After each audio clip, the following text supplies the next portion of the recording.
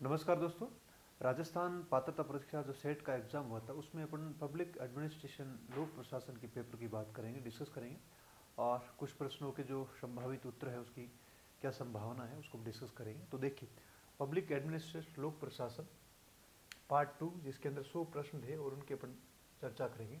सबसे पहला प्रश्न था, देख सकते हो कि लोक प्रशासन विषय की उत्पत्ति कहाँ से। बहुत इजी प्रश्न है, इसका जो आपका उत्तर होगा वो यूएसए होगा। और उसके बाद में आपका विकास प्रशासन शब्द है का सबसे पहले किसके द्वारा गढ़ा गया था। तो ये भी बहुत आसान प्रश्न है, यूएल गोस्वामी, इसका ये होगा। और इसके बाद में अपन बात करते हैं अगले प्रश्न की। तो अगले प्रश्न के अंदर है आपका बलवंत राय मेहता समिति किसके लिए एक समिति थी। तो बहुत आसान प्रश्न है, आपके पंचायती राज संस्थान, आपका बी हो जाएगा। और इसके बाद में अपन बात करते हैं, इसके बाद में आपका प्रश्न नंबर है, अगला प्रश्न, निम्न में से कौन सा कथन गलत है। बहुत अच्छा प्रश्न था ये। भंग करने का अर्थ है विधानसभा का समापन, स्थगन का अर्थ है विधानसभा का सामान्य कार्रवाई में रुकावट, सत्रावसान का अर्थ है विधानसभा का समापन और सत्रावसान का अर्थ है विधानसभा के सत्र का समापन। आपको गलत पूछा है। तो पहला है भंग करने का अर्थ विधानसभा का समापन, बिल्कुल सही, आप इंग्लिश में पढ़ सकते हो, dissolution means the end of the assembly, ठीक है। और स्थगन का अर्थ है विधानसभा की सामान्य कार्रवाई में रुकावट, बिल्कुल सही है। और सत्रावसान का अर्थ है एक सत्र को समाप्त करना, सत्रावसान का अर्थ है विधानसभा का समाप्त, ये आपका गलत हो जाएगा, सी इसके अंदर बिल्कुल सही है। और इसके बाद में प्रश्न आपके अगला देखते 55 नंबर है कि निम्न में से कौन सी ब्लॉक स्तर की योजना पर एक समिति। बहुत अच्छा प्रश्न है और इसका जो उत्तर है वो आपके दांत वाला समिति हो जाएगा। दांत वाला समिति 1977 के अंदर ये समिति बनी थी। और इसके बाद पर बात करते हैं नंबर 56 की, निम्न में से कौन सी लोक प्रशासन की शास्त्रीय दृष्टिकोण की विशेषता नहीं है। बहुत अच्छा प्रश्न है ये भी, आप देख सकते हो। संगठन के अनौपचारिक और सामाजिक आर्थिक पहलुओं को पर ध्यान केंद्रित करना, संगठन में राजनीति की स्वीकृति, वैज्ञानिक विश्लेषण के माध्यम से लोक प्रशासन के सिद्धांतों की खोज और कार्यकारी गतिविधियों के केंद्रीकरण पर जोर। तो इसका आपका हो जाएगा अनौपचारिक संगठन और सामाजिक आर्थिक पहलू, ठीक है। और इसके बाद में अगले प्रश्न की बात करते हैं, 62 नंबर है, ग्राम सभा का प्रावधान संविधान के किस आर्टिकल में। तो ये आपका 243 ये हो जाएगा इसके अंदर। और राज्य प्रशासन में एक निदेशालय के प्रमुख के रूप में सबसे अधिक इस्तेमाल किया जाने वाला नाम आपका क्या होता है, डायरेक्टर, निदेशक। और इसके बाद में है ब्रिटेन के अंदर 1966 के अंदर एक समिति बनी थी, इसका नाम था फुल्टन समिति। और इसके ऊपर रिपोर्ट की बात करें तो इस रिपोर्ट के अंदर आपके सभी वर्गों की समाप्त किया जाना चाहिए और एक एकीकृत ग्रेडिंग संरचना प्रतिस्थापित किया जाना चाहिए, ये आपका उत्तर हो जाएगा सी इसके अंदर। अगले प्रश्न की बात करते हैं। अगला प्रश्न है, भारत के किस वर्ष से संपत्ति के कर को समाप्त किया गया। ये भी प्रश्न बहुत अच्छा प्रश्न था। तो 2015-16 यानी 1 अप्रैल 2016 से आपकी संपत्ति का जो टैक्स है, वेल्थ टैक्स, इसको क्या कर दिया, समाप्त कर दिया। अगला प्रश्न है, वित्त प्रशासन में सार्वभौमिक रूप से शामिल है जैसे वातावरण में ऑक्सीजन। ये आपका स्टेटमेंट पूछा है, तो ये आपका लॉयड जॉर्ज का कथन है, ठीक है। अगला प्रश्न है, बजट के वास्तविक आंकड़े किस वर्ष के लिए प्रस्तुत किए जाते हैं यदि बजट 2022-23 के अंदर प्रस्तुत किया गया। तो आपको पता है बजट के जो वास्तविक आंकड़े हैं वो इकोनॉमिक सर्वे में आते हैं और बजट से एक साल सर्वे पीछे रहता है। तो इसमें बजट जो प्रस्तुत किया गया है 22-23 में, तो इसके जो आंकड़े आएंगे वो भी आपके किस में आएंगे, 22-23 में आएंगे, ठीक है। अगला प्रश्न है, शून्य आधारित बजट क्या है। तो शून्य आधारित बजट है, इसमें आपका ये वह है जहां से शुरू होने वाले एक वित्तीय वर्ष के लिए खर्चे समझित है और शून्य से प्रारंभ होता है, इसका आपका भी सही हो जाएगा। अगले प्रश्न की बात कर रहे हैं। अगला प्रश्न है, निम्नलिखित को कौन सा कथन गलत पूछा है इसमें, ठीक है। तो आप इन चारों स्टेटमेंट को पढ़ने के बाद आप चौथा देखिए, सभी वित्त बिल आपका है वो मनी बिल, यानी all finance bill is money bill, ठीक है। तो इसका मतलब ये हो गया all the finance bills are a money bills, ठीक है। तो इसमें आपका ये उल्टा पूछा है इसने, यानी सभी धन विधेयक वित्त विधेयक होते हैं, या ठीक है। तो ये इसका आपका गलत हो जाएगा, उल्टा पूछा इसने। और फिर 1935 की आपको विशेषता पूछी भारत शासन अधिनियम की। तो इसमें आपको पता अखिल भारतीय महासंघ, ये भी 35 की विशेषता है। प्रांतीय स्वायत्तता, ये भी 35 के अंदर। केंद्र में द्वैत शासन भी 35 में लागू हुआ, लेकिन प्रांतों में द्वैत शासन आपके 1919 के अंदर है। और लोकपाल संसद के अंदर 1968 के अंदर आपका सबसे पहले लाया गया था और आखिरकार 2013 के अंदर जाकर अधिनियम बना था, ठीक है। और इसके बाद में अगले प्रश्न की बात करें अपन, तो आपका प्रश्न है 72। और 72 के अंदर है कि 1992 के 74वें संविधान संशोधन अधिनियम में संवैधानिक स्थिति प्रदान की गई। तो ये आपको पता है, इसके अंदर अर्बन लोकल बॉडीज के लिए शहरी स्थानीय शासन, ठीक है। और फिर संविधान की किस संशोधन में लोकसभा की मूल 5 साल के कार्यकाल को बहाल किया गया? तो यानी 5 साल से बढ़ाकर 6 साल तो 42वें में किया गया, 44 में इसको वापस 5 साल कर दिया, ठीक है। और ये अच्छा प्रश्न है, डिजिटल व्यक्तिगत डेटा संरक्षण बिल 2022 के प्रारूप द्वारा आरटीआई एक्ट 2005 किस भाग में संशोधन का प्रयास है? तो ये आपको ध्यान रखना धारा 8(1)(j) के अंदर है। अच्छा प्रश्न है, अच्छे से आप देखना इसको। और फिर सुशासन की बुनियादी सिद्धांत तो आप देख सकते हो, डिसेंट्रलाइजेशन है, आपके पार्टिसिपेशन है, और दूसरा मानवाधिकार और कानून का शासन है, पारदर्शिता और जवाबदेहिता, ये सारे के सारे आपके सुशासन यानी कह सकते हैं गुड गवर्नेंस की आपके सारे के सारे सिद्धांत है, ठीक है। और अगले प्रश्न की बात करें तो अगला प्रश्न आप देखिए, केग द्वारा की गई टिप्पणी, ये भी अच्छा प्रश्न है। केग द्वारा की गई टिप्पणी पर कार्रवाई करने की अंतिम जिम्मेदारी किसके पास है? तो आपको पता है केग अपनी रिपोर्ट आर्टिकल 151 के तहत राष्ट्रपति को सौंपता है और राष्ट्रपति इसको पार्लियामेंट में रख पाते हैं। तो हो सकता है इसके अंदर आपका पार्लियामेंट सही हो जाए। अगला प्रश्न है, चुनाव में ईवीएम का उपयोग सबसे पहले कब से शुरू किया गया? तो ये 2002 हो जाएगा आपका। और अगला प्रश्न है, आदेश की एकता, यूनिटी ऑफ कमांड, ठीक है, अच्छा प्रश्न है। इसमें क्या होता है कि एक कर्मचारी को केवल एक वरिष्ठ आदेश प्राप्त करना चाहिए, ठीक है, इसके अंदर आपका बी हो जाएगा। और अगले प्रश्न की बात करें तो अगला प्रश्न है जीएसटी काउंसिल। तो देखिए जीएसटी काउंसिल क्या कर सकती है? तो आपको पता है जीएसटी फ्रेमवर्क में करों को शामिल करने के बारे में निर्णय करना, ये भी ठीक है। और प्राकृतिक आपदा के मामले में विशेष कर लगाना और करों की दरों में परिवर्तन करने का निर्णय। तो करों की दरों में आपको पता है जैसे अलग अलग जो जीएसटी काउंसिल की जो रेटें हैं, 8% है, 5% है, 0 है, 18 है, 28 है, ठीक है, उस रेंज के अंदर परिवर्तन भी यही करता है। और आपको पता है जीएसटी काउंसिल जिसको संवैधानिक स्टेटस दिया गया और जब से जीएसटी लागू हुआ है, ठीक है, तो इसमें आपके ये सारे हो जाएगा, ऑल ऑफ दीज हो जाएंगे, ठीक है। अगले प्रश्न की बात करें, घाटी के वित्त पोषण में अनिवार्य रूप से किसमें वृद्धि होती है? अब इस प्रश्न में थोड़ा सा हो सकता है राजकोषीय या फिर प्राथमिक घटा, इनमें से आपकी संभावना है, ठीक है। अगला जो प्रश्न है सेंट्रल फाइनेंस कमीशन, ठीक है, ये आपके किसके बारे में फैसला करता है? तो ये केंद्र, राज्य और केंद्र शासित प्रदेशों के बीच में आपके विभाज्य पुल है, ठीक है।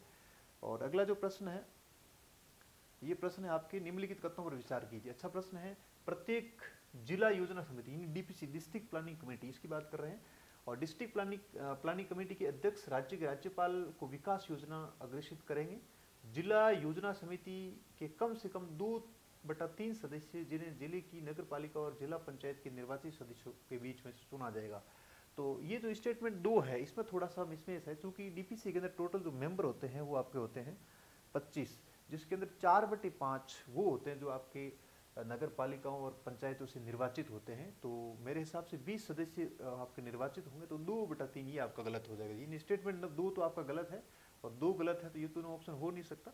तो इसके अंदर आपका फर्स्ट हो सकता है कि अध्यक्ष राज्य के राज्यपाल को विकास की योजना, यानी कुल मिलाकर ये जिले लेवल की जो योजना बनती है उस योजना का समेकन करने के बाद में यहाँ से राज्य सरकार को भेजते हैं, हो सकता है राष्ट्रपति को ये राज्यपाल को विकास योजना अग्रेसित करे। तो स्टेटमेंट 1 आपका सही हो जाएगा, ठीक है। अगला है सूची 1 को सूची 2 से आपको सम्मिलित करना है। सबसे पहले बात करते हैं मिन्नो ब्रुक्स कॉन्फ्रेंस की बात करें तो ये आपके ड्यूराइट वाल्डो के काल में आया था, यानी इसके आपका सही हो जाएगा ये। और इसके बाद में रीवेटिंग गवर्नमेंट, ये आपका ऑस्बर्न और गेबलर की आपकी कह सकते हैं एक बुक्स है। तो पहले का आपका हो जाएगा 3, पहले का 3 हो जाएगा और सी का आपका हो जाएगा 1, सी का 1। तो इसके अंदर आपका कौन सा हो जाएगा? ये हो जाएगा, ठीक है। और उसके बाद में आपका कंपैरेटिव पब्लिक एडमिनिस्ट्रेशन, ये आपके फ्रेडरिक्स की है, तो डी के अंदर आपका हो जाएगा 2। तो आपका कौन सा ऑप्शन है? तीसरा सही हो जाएगा इसमें, ठीक है। और अगले वाले प्रश्न की बात करें तो अगला प्रश्न है आपका निम्नलिखित कथनों पर विचार कीजिए, निम्नलिखित कथनों पर विचार कीजिए। इसमें आपको दे रखा है ये प्रश्न थोड़ा डाउटेबल है, आप देखना, ठीक है। अगला प्रश्न देखिए, सुशासन, गुड गवर्नेंस, गुड गवर्नेंस किस रूप में माना जाता है, ठीक है। तो अवसरों में समानता को प्रोत्साहन देना, कानून का शासन और भेदभाव के बिना कानून का कार्यान्वयन करना, और न्यायपालिका में कुशल, निष्पक्ष और शीघ्र निपटानी, सारे के सारे मेरे हिसाब से गुड गवर्नेंस के आपके लक्षण है, ठीक है। अगला प्रश्न है प्रशासनिक कानून। अपन बात करते हैं जो फ्रांस का जो संविधान है वहाँ पे प्रशासनिक कानून और आपके जो सामान्य कानून है दोनों अलग अलग है। तो प्रशासनिक कानून क्या है? तो इसमें मेरे हिसाब से नौकरशाहों द्वारा जो बनाया गया नियम या फिर जो विनियमन है उसी को अपन क्या बोलते हैं? Administrative law. तो इसमें आपके 3 और 4 सही होने की संभावना है, ठीक है। अगला है, किसने कहा कि सभी कानून के समक्ष समान है और संविधान की उत्पत्ति मानवाधिकार है? तो ये आपके एवी डाइसी का कथन है, ठीक है।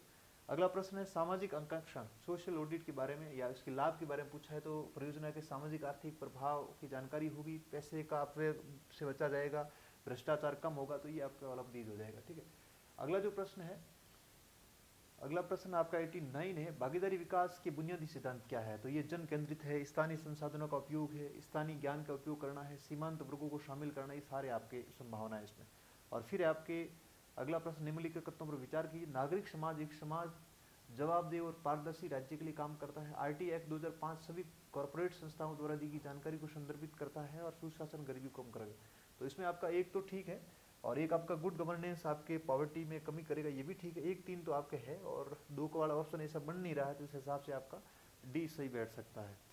और अगले प्रश्न की बात करते हैं, वैश्वीकरण उदारीकरण के युग में लोक प्रशासन द्वारा सामना की जाने वाली चुनौतियों की बात करें तो ये आपके कॉर्पोरेट प्रशासन है, आर्थिक स्थिरता है, कल्याणकारी उपाय है, पर्यावरण संरक्षण है। तो ये आपके लगभग सारी की सारी चुनौतियां है आज की टाइम की अपन बात करें, वैश्वीकरण या उदारीकरण और वैश्वीकरण जो एलपीजी लागू होने के बाद में। ठीक है, और अगला है लोक चयन उपागम। तो ये थोड़ा सा आपके कन्फ्यूज वाला प्रश्न है, 4 या 3 में से हो सकता है। अगला, निम्नलिखित में से कौन सा रिट भारतीय संविधान में विशेष रूप से प्रदान नहीं किया। तो ये आपको पता, बहुत आसान प्रश्न है।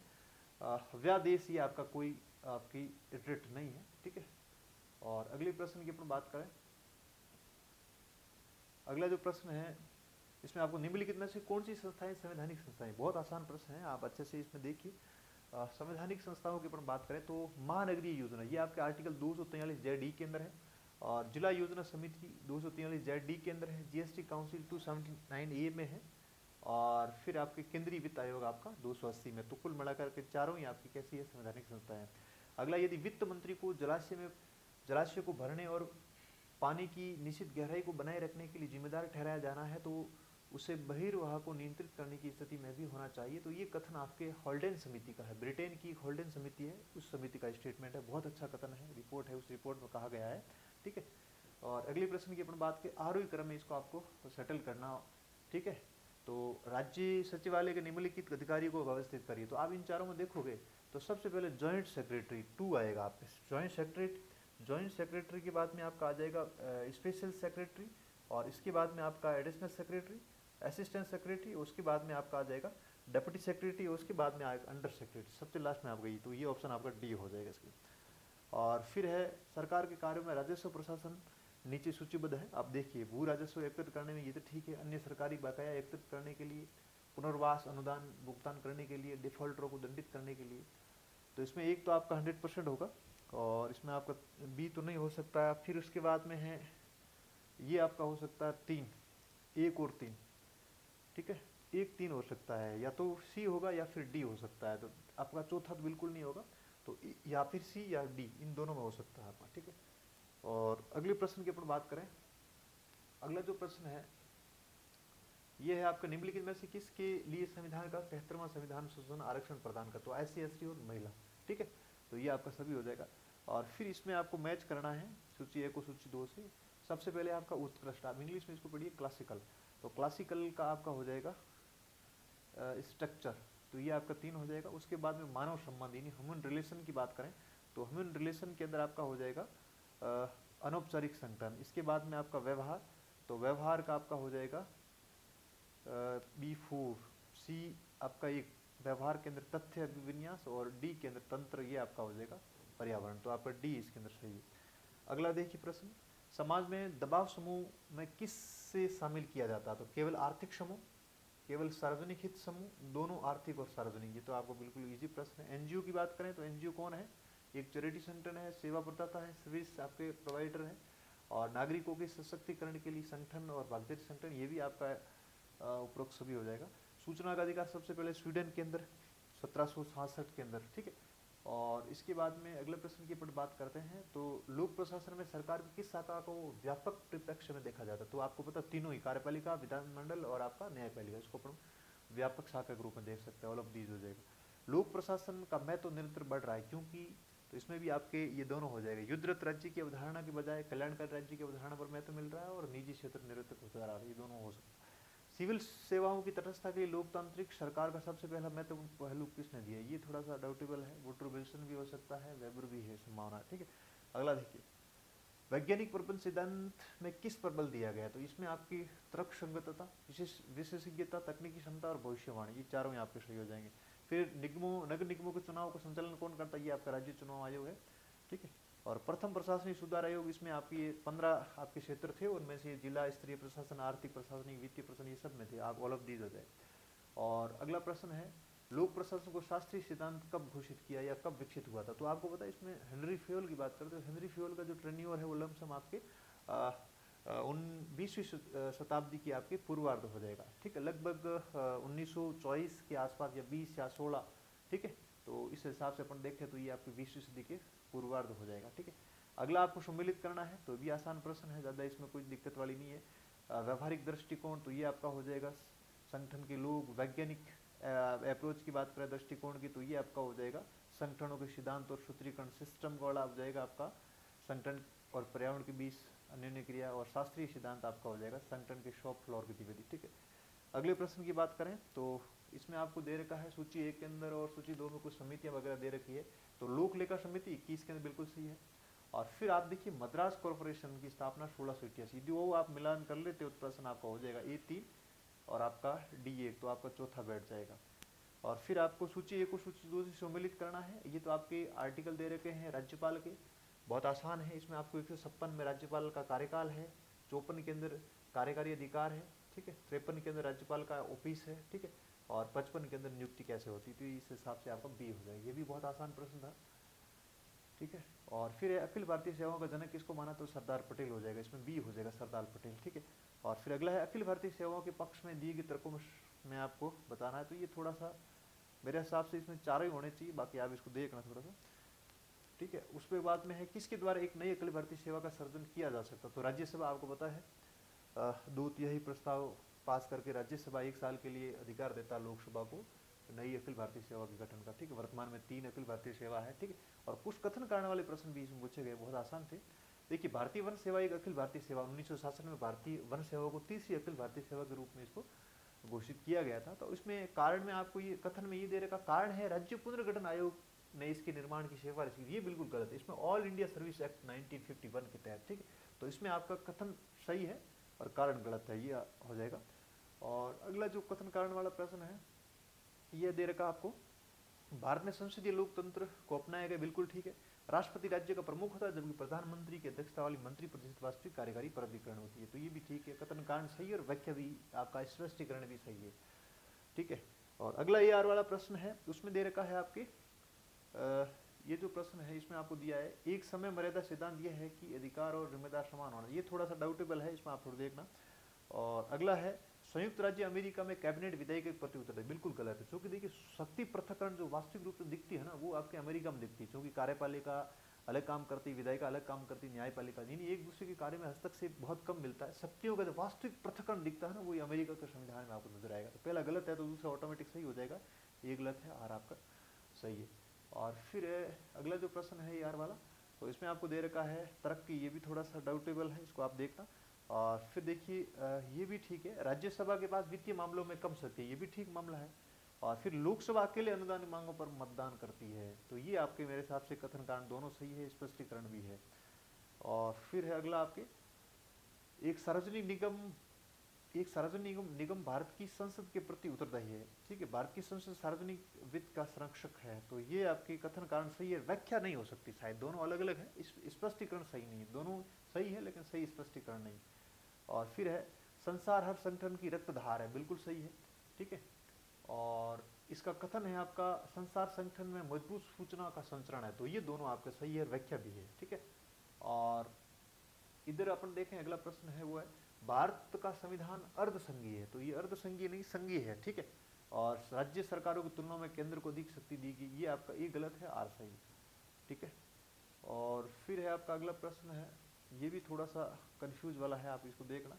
और अगला प्रश्न देखते हैं कैबिनेट किस सिद्धांत पर कार्य करता, तो ये आपको पता संसद के प्रति उत्तरदायित्व, पीएम की गोपनीयता और नेतृत्व, सामूहिक उत्तरदायित्व, ये सभी हो जाएगा इसमें। और फिर है नीति बनाने की प्रक्रिया में आमतौर पर किसे शामिल किया जाता है, तो नीति की पसंद, और इस आप इंग्लिश में देखिए choice of the policy, formulation करना, उसके बाद में रिव्यू, अप्रेजल, और इसमें ऑल ऑफ दीज हो जाएगा, ठीक है। और ये स्टेटमेंट भी बहुत अच्छा है, ठीक है।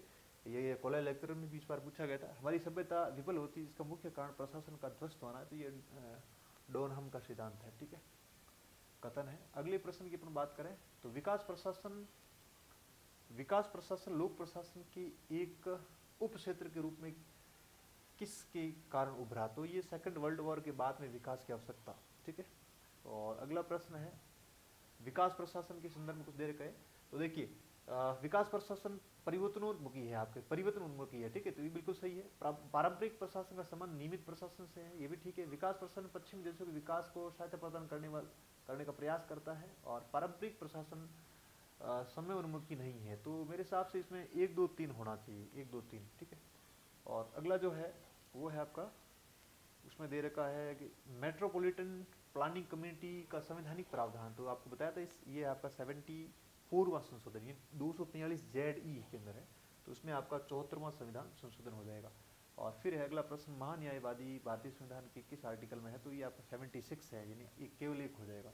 इसमें आपका 74 इन केवल 2 हो जाएगा, उसमें केवल 1 हो जाएगा। तो ये कुछ पब्लिक एडमिनिस्ट्रेशन की कुछ प्रश्न थे, और इसमें रिसर्च मेथोडोलॉजी वाले कुछ क्वेश्चन है, उसमें थोड़ा सा डाउट है। और बाकी आप देख सकते हो इसमें कोई प्रश्न आपको लगे जिसमें कोई अन्य उत्तर हो सकता है, तो भी आप कमेंट करके जरूर बताएं। तो मैंने आपको ब्रीफ में इन सारे प्रश्नों को थोड़ा सा आपको उत्तर बताने का प्रयास किया, हो सकता है क्योंकि उस प्रश्न का आंसर दूसरा भी हो सकता है, ठीक है। और मैंने मेरी समझ के आधार पर इन प्रश्नों का डिस्कस किया, ठीक है। और आपको लगे कुछ प्रश्नों के अंदर उत्तर में फेरबदल हो, तो भी आप कमेंट करके जरूर बताएं। Thank you so much.